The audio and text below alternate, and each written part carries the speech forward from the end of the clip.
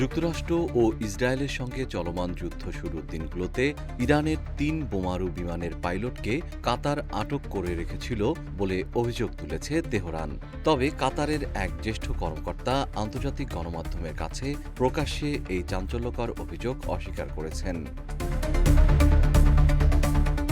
ইরানের সশস্ত্র বাহিনীর নিখোঁজ ব্যক্তিদের সন্ধান বিষয়ক কমিটির কমান্ডার জেনারেল সাইয়েদ মোহাম্মদ বাগের জাদে আন্তর্জাতিক রেডক্রস কমিটি আইসিআরসির কাছে পাঠানো এক চিঠিতে এই দাবি করেন। গত ২রা মার্চ সামরিক অভিযানে ইরানি ৩ পাইলটের সু-24 যুদ্ধ বিমান ক্ষতিগ্রস্ত হলে তারা প্যারাসুটে নিরাপদে অবতরণ করেন।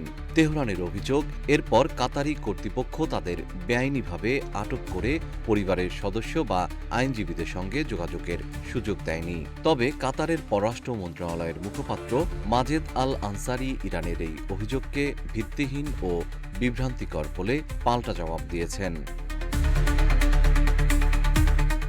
মার্চের শুরুতে কাতারের আকাশসীমা লঙ্ঘনের অভিযোগে ২টি সু-24 বোমারু বিমান গুলি করে ভূপাতিত করা হয়। কাতার জানায়, রেডিও বার্তার জবাব না পাওয়ায় প্রতিরক্ষামূলক ব্যবস্থা নেওয়া হয়েছিল। পরে এক পাইলটের মরদেহ উদ্ধারের উদ্যোগ নেওয়া হলেও ইরানের পক্ষ থেকে যৌথ অনুসন্ধানে সাড়া মেলেনি।